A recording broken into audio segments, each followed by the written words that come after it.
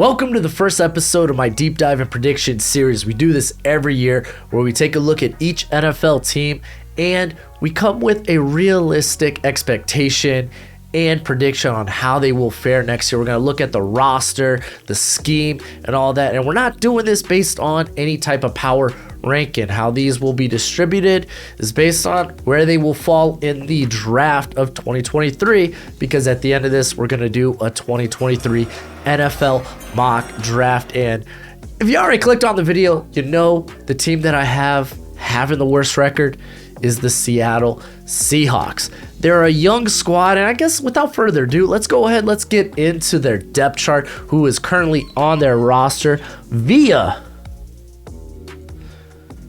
our lads. Thank you, our lads. And we're going to look over the offense. First, let's kind of go over what to expect from this offense, as they're going to be once again under Shane Waldron. He's been quoted saying that the final product isn't, or at least in terms of the scheme offensively, isn't going to be determined until the opening game. But considering that what he has at quarterback being Geno Smith and Drew Lock, that I really expect this to be the same power run game that they've been for so long, especially given that they went out and got Kenneth Walker. The run game is going to be the lifeblood to this squad. And hey, they did experiment with a lot of pistol formations last season, but that could be something to expect. But let's go ahead and just take a look at currently what they have, and we're going to start with the receiving position here, because I mean, I think it's fair to expect that the top two receivers there are going to be Tyler Lockett, DK Metcalf. When it comes to these guys on the outside, they were the guys. They were the guys, and it's really going to be who's going to be vying for those snaps in the slot, because I mean, Tyler Lockett, he played only about 40% of his snaps in the slot last year. Who we really saw in the slot was Freddie Swain and Dwayne Eskridge, and I think those two guys are safe to make the roster as well, especially considering Dwayne Eskridge was I think he was a second round pick, could be third. I think it's second. I think he went, did he go before Tutu Atwell? I can't recall now. It feels like it's been so long ago, but I think those four names are, it's safe to say those guys will make the roster, and it's really going to be Swain and Eskridge we see mainly lining up in the slot, which means they're going to need more outside receivers, and that's why they got Marquise Goodwin. That cat, he go real fast. He go vroom vroom. Which, if they keep a sixth receiver on the roster, it's like, what do they want? What are they gonna have? Like Bo Melton, I at least assume the NFL, and I'm pretty sure it's safe to say the NFL viewed him as a slot only prospect, despite playing a majority of his snaps on the outside at Rutgers. But he could be a guy that makes a squad. But he was a 7th round pick. They actually have an interesting UDFA in Young there. He came out of Lenore Ryan. But, yeah, they have Kay Johnson, who was a UDFA the year before, but he was mainly just a slot-only guy. Penny Hart. But, like, I think the safe 5 names is going to be DK. It's going to be Lockett. I think Swain and Eskridge are going to fight for that 3-4 spot at receiver. And then you're going to have Goodwin come in occasionally when they want to take shots deep. So let's take a look at tight end, because it's Noah Fant and Will Disley, and that's about it. Like Kobe Parkinson kind of gets fit in. Like, he's a guy that also can play a little bit in the slot. Actually, about a little over 30% of his receiving snaps came in the slot. So he's more of a guy that'll come on the field occasionally. It's Disley, it's Noah Fant. Noah Fant was a big name in that Russell Wilson trade. Maybe expect them to try to get some extension done with him. But like I said, with Geno Smith, with Drew Lock at quarterback, it's kind of tough to say that the receiving game is the passing game in general is going to be legit. This is going to be a running team. They drafted Kenneth Walker in the 2nd round because of, well, they have some injuries there at running back. looking at mainly Chris Carson, who's coming back from a neck injury. He had I think it was a disc fusion surgery, so we won't know more about that, I think, at least for the next couple of weeks. And then Rashad Penny didn't work out in OTAs because he was rehabbing his hammy. At least that's what it was reported. And I mean, maybe we see like DJ Dallas, Travis Homer as these other guys that make the roster. I don't think Darwin Thompson or Josh Johnson have a real shot at that. But I think I'm be straight up. I think Kenneth Walker is going to be the guy. We're going to get to my starters, projected starters, later in the video. And I really think it's going to be Kenneth Walker. They drafted him in the second round. Typically, when you draft a rookie running back on day one, day two mainly, then you want to get the most you can on that rookie contract. So I think Kenneth Walker is going to be the guy holding the torch there. So let's go ahead and look at the offensive line, because this is where they had like the most additions. Charles Cross ended up being their first round pick, and I thought that was a phenomenal pick. That was the right value. They did not, or at least as of yet, they have not brought back Dwayne Brown or Brandon Shell. So their both tackle spots could end up being rookies. We could be talking about Abraham Lucas. Our lads, they have Jake Curhan, who I really didn't see as a tackle in the NFL. Matter of fact, how many snaps did he have last year?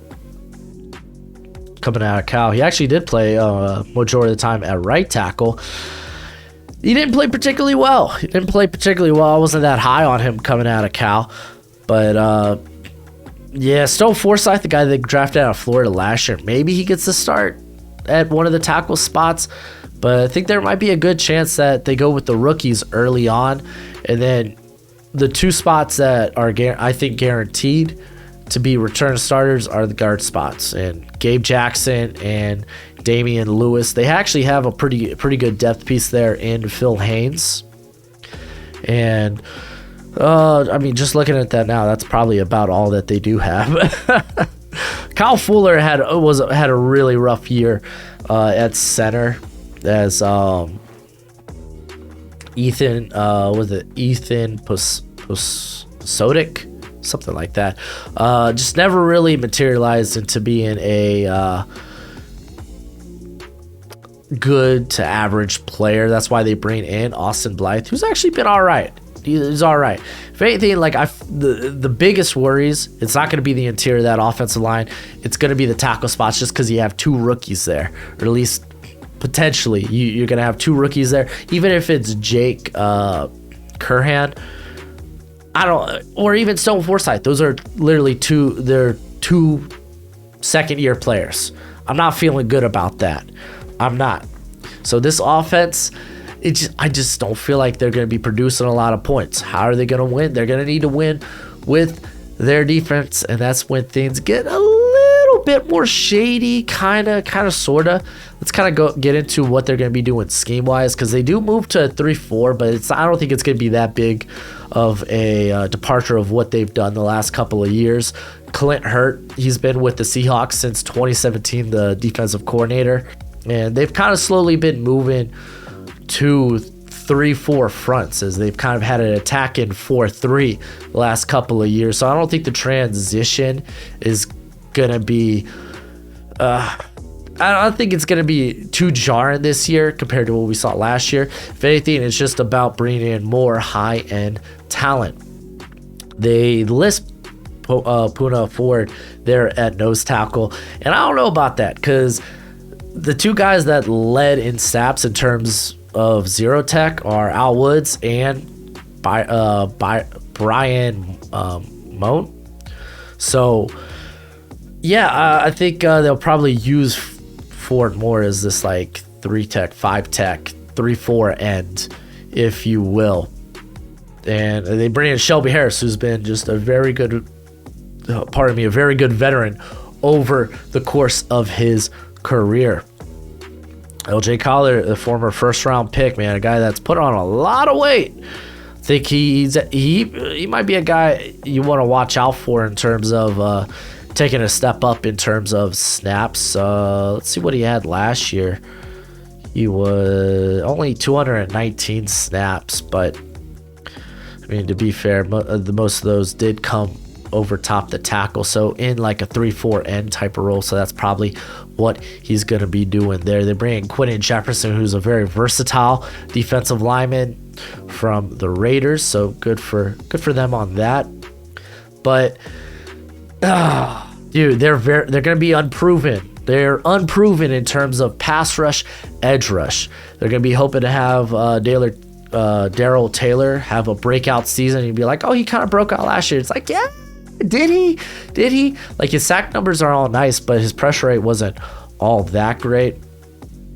Go back and look at it. He only had 36 pressures, 7 sacks. His pressure rate was probably around the 13%, which is like fine-ish. But you want him to take more or have a bigger of a leap. That's why they bring in a very solid, I would say a solid rotation player, Nwusu from the Chargers. They draft Boye Mafe, who has a ton of upside. But we're still talking about a very questionable unit. And they have a guy that I really like in Alton Robinson. But even then, he's still probably a rotation guy. This is going to be a questionable unit when it comes to pass rush. And talking about coverage, it's still going to be the same cover 3 defense, and it's a work in progress. Let's just call it that. It's basically they got Jamal Adams and they got Quandre Diggs there at safety. That's fine. They brought in Sidney Jones last season, who's honestly a solid journeyman at this point in his career. They have Trey Brown, an undersized corner playing on the outside, so there's going to be questions about that. They bring back a name they're familiar with, and Justin Coleman to come in and play at the slot because Ugo Amadi's been pretty bad there. So, like, I'm just saying, this defense leaves a lot to be desired. We didn't even talk about the linebacker position, who, like Jordan Brooks, he's now takes the mantle with Bobby Wagner there gone. Cody Barton's been a guy that's actually played a pretty significant amount of snaps the past few years. As last season he only had 109 snaps, but a guy they're hoping will take the next step. So let's just go ahead and kind of like get into the meat and potatoes here. As we kind of talked about the defensive line, we at least I expect Shelby Harris, Pono Ford to kind of be your like 3-4 ends guys you kick out. I expect to see a lot of like five man fronts in terms of the defensive line, because actually they're pretty good on the interior there with Ford, with Harris, LJ Collier. Can you take the next step? They have Al Woods, Brian Moan, excuse me, and you're just really hoping that those edge players take the next step. They also bring in Tyreek Smith, a guy that I really liked at Ohio State, but now you're going to have him as maybe a stand-up rusher. Maybe not. Doesn't necessarily have to be, and he's more of this. He's more of a high motor player. So, and I think those are probably the 5 edge rushers that actually stick. Looking at the rest of what they got there. Looking at linebacker, it's Brooks and Barton. That's about it. They bring over a former Bears draft pick in Joel. I'm not going to mess up your last name. Does he make the roster? Maybe. Tanner Muse, who was a guy that tested out great, but even then, it's like he was like a former 4th round pick, I think, by the Raiders. Ended up getting released before, I think, training camp even started, or at least before the season started for the Raiders. Nick Bellor, dude's more of a special teamer. The guy that I'm surprised they have really far down the depth chart, and believe he was beat up. He was hurt last season. Is Ben Burr-Kirvin. So he's actually a guy I totally expect to make the roster. So that's a bit surprising to me. So I think, if anything, he'd kind of be their linebacker 3 or 4 at least. Oh, man. I'm choking. I'm dying. I'm choking and dying. Now, let's talk about the secondary, because they got Trey Brown there starting on the outside with Sidney Jones. I don't think we see Tyreek Woolen at least this year. They're going to be trying to develop these guys in Tyreek Woolen and Kobe Bryant. Kobe Bryant might see a bit more time just because he's a guy that's been tested heavily having to play across from Sauce Gardner there at Cincinnati. So he might see a little bit of playing time. But they got Marquise Blair, who is often hurt, but a guy that's been very versatile in their defense. Artie Burns, this cast-off, this guy that's just been a journeyman. He's more of a replacement level starter. You better hope he doesn't see the field. And yeah, outside of that, man, it does not look promising in the secondary. You're hoping just to get by. You got Diggs. Hopefully they could use Jamal Adams a bit better this season, because he's meant to be this versatile piece, and I feel like they just didn't really take advantage of that this past season. Again, Ugo Amadi, you don't want him seeing time, even if it's in sub packages. They bring in John Reed. I doubt he makes the roster. He's kind of a journeyman at this point. Ryan Neal's actually been a pretty solid player when called upon, and a good special teamer as well. So, like, overall, it's like they got Bubba Bolden. Oh, boy. Hurricanes player, but, man, that cat, he's got a good size, good potential, man. Just he never really reached that potential. So, kind of going over all that. Joey Blunt, man, I actually liked him out of Virginia like a couple of years ago, and then he kind of just fell off. It's nice to see there. Oh, Scott Nelson was a cat I really liked at Wisconsin. He probably makes the practice squad, but yeah, it's just there's a reason that the Seahawks are the first team I'm doing on this list, because it's with huge questions at quarterback and just really just not enough top-end talent. Like, yeah, they're a team that's probably going to be favored to be picking first overall, and honestly, that's kind of ideal. You want to get one of those top quarterback prospects in 2023. So, yeah, not half bad. So let's go ahead and get into who I think will be the starters when it comes to the 2022 season. And I don't do this based on your traditional 3-4 defenses and such. I do it based on who I think is going to see the most snaps, guys that are going to see the field the most, because that's what's really going to dictate how well this team does. And I got Drew Lock. I think Drew Lock really is going to get a chance to, I don't want to say shine. That's not the word I'm looking for. But I think he's going to get a shot to prove that, hey, I can be maybe a franchise quarterback for the squad. Geno Smith, he's a very fine backup, and I think that's about all he is. So I got Drew Lock. I talked about Kenneth Walker being the snap leader there at running back. And then DK Metcalf, Tyler Lockett.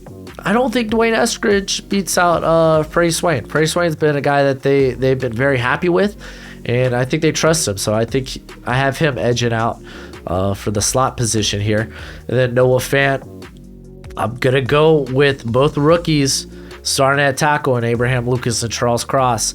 I just think it's better than what they currently have on the roster, unless they bring in someone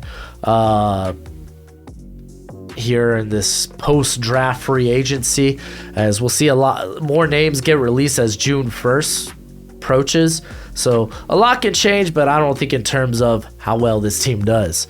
Just really maybe who ends up being the starters on the squad. And then Damian Lewis, Austin Blythe, and Gabe Jackson. They're starting on the offensive line. In terms of the defense, Darrell Taylor, and then I got Cuoso being the starter there. It'd be nice if Boyo Mafe can make a push, or even maybe Alton Robinson takes a step. Like, that would be really cool, but Alton Robinson, he didn't really shine as much as would have liked him to in year 2. So, yeah, I got Nwosu being the starter there next to Taylor. I got Ford and Harris taking snaps, because I really think in terms of nose tackle, it's probably going to be split between Woods and Moan. So, yeah, and to be fair, Ford and Harris are the best guys they have on that interior. Going to the linebacker position, it's Brooks and Barton. I really don't see anyone else maybe coming close to touching that unless they bring in someone via free agency. Then I have Sidney Jones, Trey Brown. Like I said, I think they're going to bring those younger corners along a bit slower. You don't want to really hurt their confidence right off the bat. Justin Coleman, a guy that again used to play for the Seahawks. I think they're going to trust him in the slot. And then safeties are kind of like that's the one position you know who's going to be the starters. They're the best players on this squad in Jamal Adams and Quandre Diggs. So I guess let's go ahead and get into the nitty gritty of things and talk about how do I think the Seahawks will do this season. My prediction for them, and I got them going a hot 2-15. I don't see this team winning many games. I think maybe like their ceiling is 4, but compared to the rest of the NFL, man, they really do feel like maybe the worst team in the NFL. But like, hey, they're a quarterback away from that offense being good. If even just one of those tackle prospects hit, like, this is a good team. Like, I could see them rebounding hard from a down year, coming out in 2023 and being really good. So, hey, man, you could take your 1 year of crap. That's fine. But Evo, I got them winning 2 of their home games. That's their only 2 wins I gave them. I have them losing their first 5 games of the season and actually beating the Cardinals.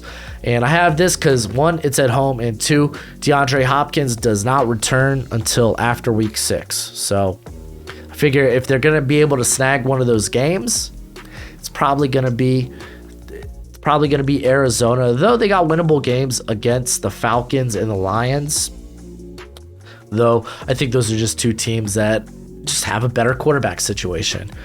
They're not going to win that opener, man. Russell Wilson is not going to let the Seahawks win that opener. His return to Seattle, there ain't no way. There ain't no freaking way I see that happening. So yeah, I got them opening the season 1-5. They don't have a bye till week 11, and really, I think the only winnable game they have here after that, like, they got to face the Chargers, you got to face the Cardinals again. I don't think you're not going to win 2 on the Cardinals, at least I don't think so. And then Tampa Bay Buccaneers, man, that's a really good Bucs team. You're not going to be hearing about them till a lot later in this series. I'll just say that. Winnable game against the Giants, perhaps, but again, I think they have a better quarterback situation. And then after their bye, they have to go against the Las Vegas Raiders. And the Raiders, straight up, that's a team that cannot afford to lose many games in a very tough AFC West. I just don't see it. The other game I have them winning is against the Jets. But again, I think Jets, that's another team after I got done with my predictions. I was like, man, I feel like this team's going to be a lot better than what I have projected as. But we'll see. Kind of sucks that they finished the year. Like, legit, their last 6 games, 2 of them is against the Rams. Like, come on. They got the Chiefs in there. Carolina might be a disaster. This is a winnable game right here.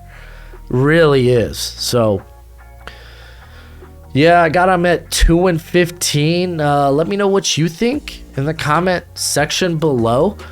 I gave you my next best guess. I think I'm going to wait a couple of days once we're into June, see if there's any like immediate releases and sign-ins, see if anyone gets added before I do the next deep dive in the series here. But thanks for hanging with the channel. We'll have our 2018, I believe, redraft Friday, and then we'll go into the 2017 regrades and redraft. Deep dive will be back next week, so be there for that. Still getting together my 2023 prospect rankings. Like, I'm still working on the offense. I can't wait to get to the defensive portion, but I'm still working on the offense. But as always, thanks for the support, and until next time, you be easy, my friends. Later.